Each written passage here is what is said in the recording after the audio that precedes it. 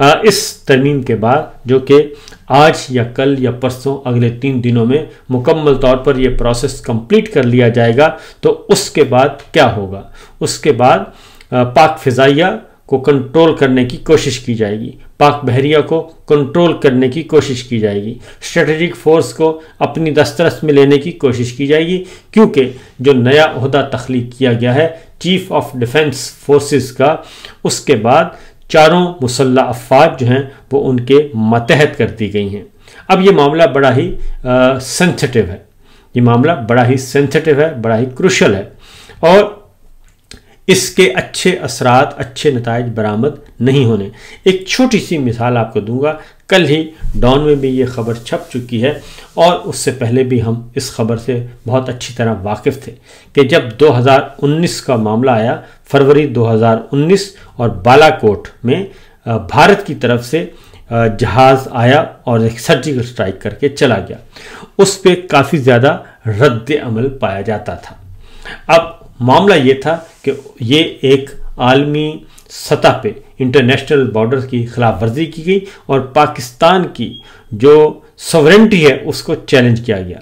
तो उसके बाद नेशनल सिक्योरिटी कमेटी का इजलास होता है, इमरान खान साहब सदारत करते हैं, जनरल बाजवा साहब भी उसमें हैं, और हमारे दीगर मुसल्लह अफ़वाज के सरबराहान पाक फ़िज़ाइया, पाक बहरिया के भी वहाँ मौजूद हैं, और वहाँ पे chairman joint chief of staff committee general Zubair Hayat भी मौजूद थे।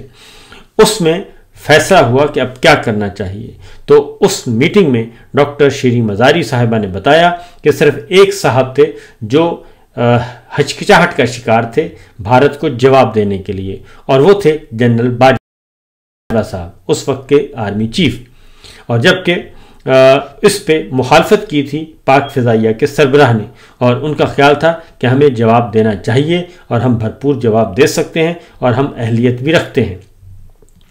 ये डिबेट उस वक्त हुई थी और हल्की फुल्की ख़बरें भी बाहर आई थीं, लेकिन फिर भरपूर तरीके से इमरान खान साहब ने और उस नेशनल सिक्योरिटी कमेटी ने फैसला किया कि भरपूर जवाब दिया जाएगा और फ़ौरन जवाब दिया जाएगा, और उसका जवाब दिया गया, पाक फ़िज़ाइया ने दिया। और उस वक्त कोर कमांडर रावलपिंडी थे जनरल बिलाल साहब, जनरल बिलाल अकबर, और वो थे, और उनको भी बहुत सारी बातों का इल्म है।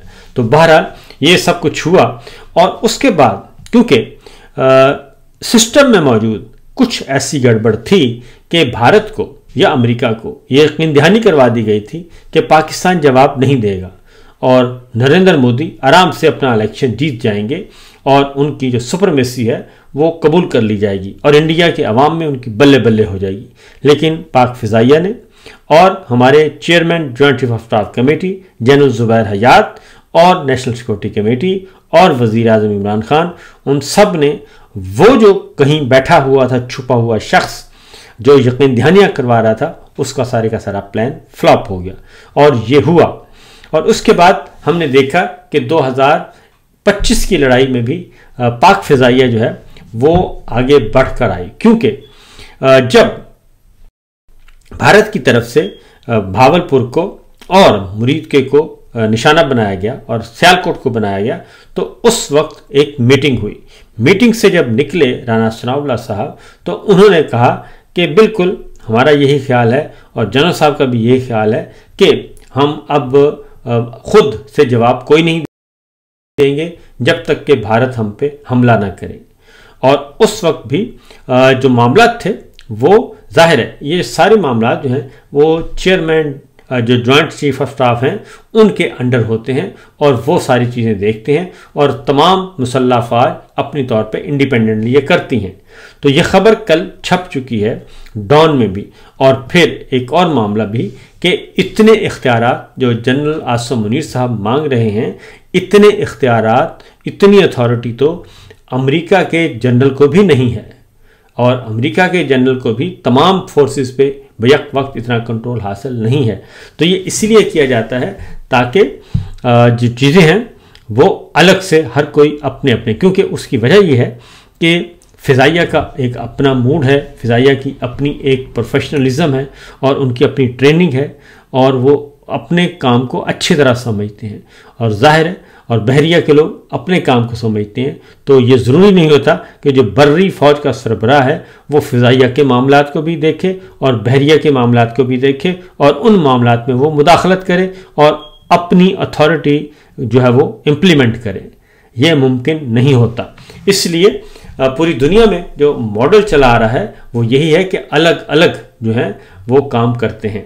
तो बहरहाल देखते हैं कि इसके बाद क्या होगा। पहली क्यूएलिटी जो है वो हो चुकी और उस वक्त से लेके आज तक फरवरी 2019 से आज तक एक पाक फ़िज़ाइया को कंट्रोल करने की ख्वाहिश थी और दूसरा chairman joint chief of staff committee जो है उनको कंट्रोल करने की ख्वाहिश थी। लिहाजा अब ये किया गया है कि chairman joint chief of staff जो है वो ओहदा ख़त्म किया जा रहा है, स्टाफ हेडक्वार्टर का रोल ख़त्म और उसको डिमोलिश किया जा रहा है और उनकी जगह पे आएंगे चीफ ऑफ डिफेंस यानी कि army chief general Asim Munir साहब।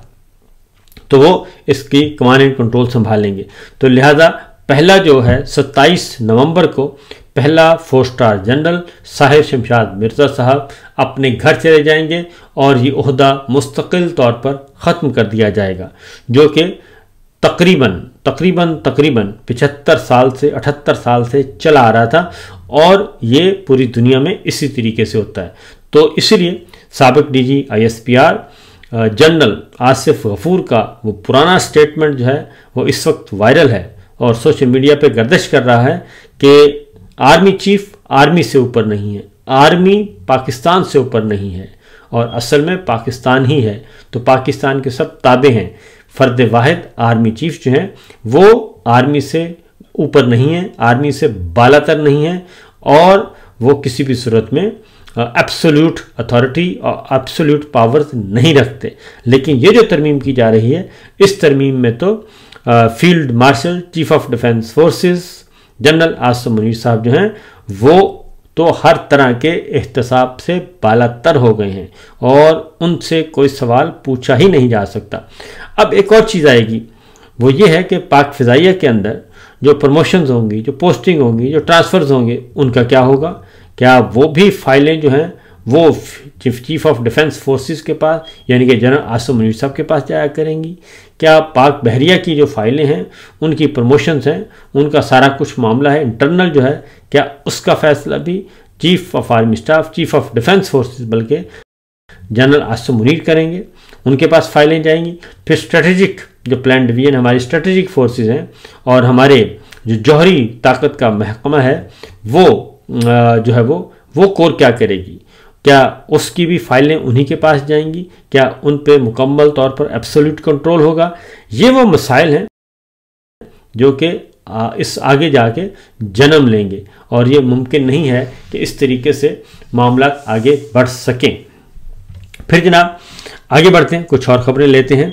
और पंजाब में दफ़ा 144 जो है वो उसमें मज़ीद 7 दिन की तौसी कर दी गई है और ये मुरीद के कत्लेआम के बाद पंजाब में पूरे सूबे भर में दफ़ा 144 नाफिज है और ख़तरा है एक ही कि कहीं दोबारा से लोग जो है वो सड़कों पे निकलना है, क्योंकि तहरीक लब्बैक पाकिस्तान के साथ जो कुछ किया, जितना जुल्म किया सानहा मुरीद के में, वो हम सब के सामने है।